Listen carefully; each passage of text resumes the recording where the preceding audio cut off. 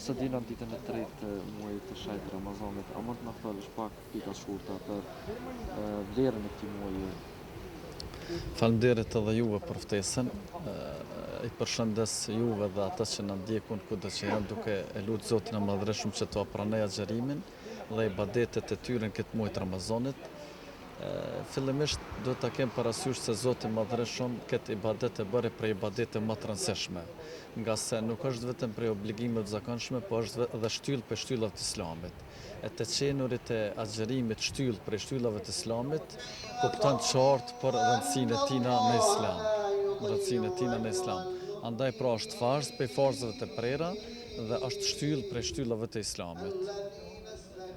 Kush obligohet të agjërojë Ramazanit? Çdo musliman i cili është në moshën madhore edhe i cili është i mençur psikikisht obligohet me ibadete shariatike që ndryshe në jurisprudencën islame quhen si mukellefin ose të ngarkuar me obligime.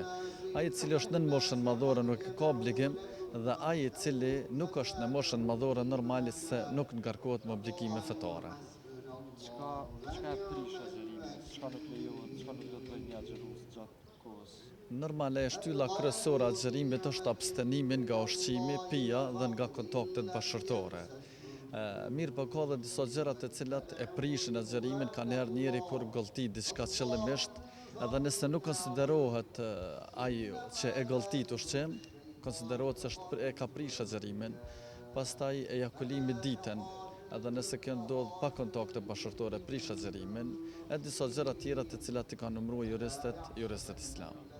Të këto kontaktet intime, a lejohet për shembull përçafimi bashkëshortes? Përçafimi për gdhelje lejohet nëse ai i cili bashkëshorten në këtë rast beson veten se nuk shkon deri te ejakulimi.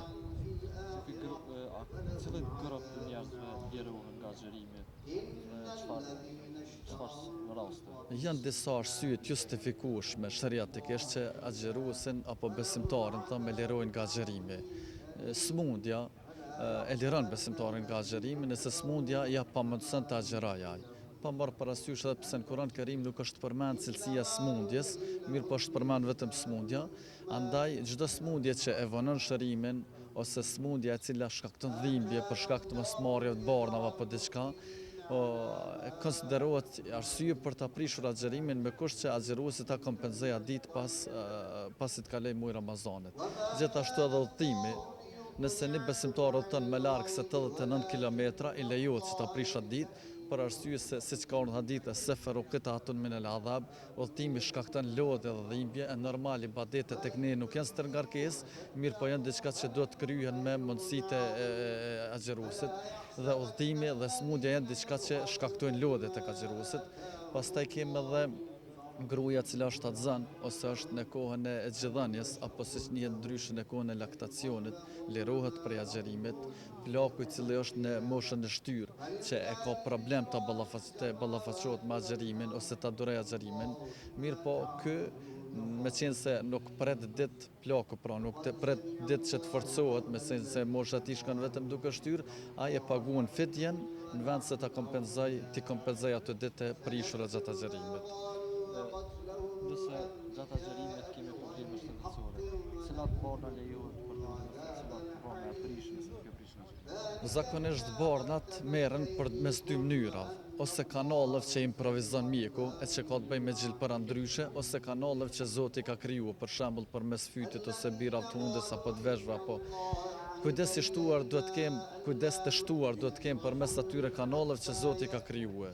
Gjithçka që shkon përmes fytit dhe arrin në lok dhe prish agjërimin, edhe çdo barë që konsiderohet ushqyese, pra që luan rolin e ushqimit, e prish agjërimin, duke pasur parasysh se nuk arrihet marrësia e agjërimit, se qëllimi jon me agjërim është të abstenojmë nga ushqimi. E nëse morrëm barna, të cilat e luajnë rolin e ushqimit, atëherë faktikisht na nuk ndijmë uri dhe lodhje, edhe ende nuk jemi stërvitur me durim edhe cilësitë e cilat na ofron agjërimi.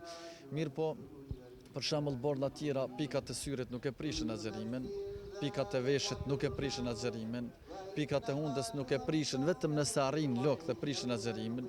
Gjilperat për shembull apo injeksionet e muskujve, të lëkurës nuk e prishin agjerimin. Disa kapsullat e cilat vendosen në gjuhë, që shumicën e rasteve i marrin njerëzit e cilët janë të smur prej zemrës.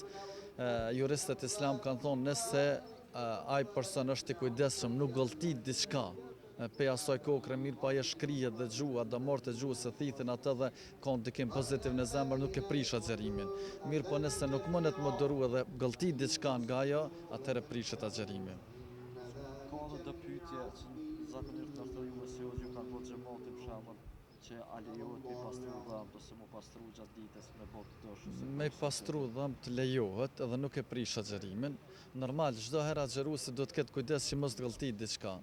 Edhe pastrimi ose notimi, me qenë se tash është sezona verës, lejohet, mirë po ta them drejtën do të ketë shumë kujdes ai i cili noton për arsye se është shumë rrezik që të përbin diçka, po të gëlltit diçka pe ujë dhe të prishet agjerimi. Por ndryshën parem, pastrimi pa marrë parasysh me dush ose me notim lejohet dhe nuk konsiderohet se prishet agjerimi, po edhe pastrimi dhëmbëve me pas nuk ndikon fare në agjerim, nuk e prish agjerimin.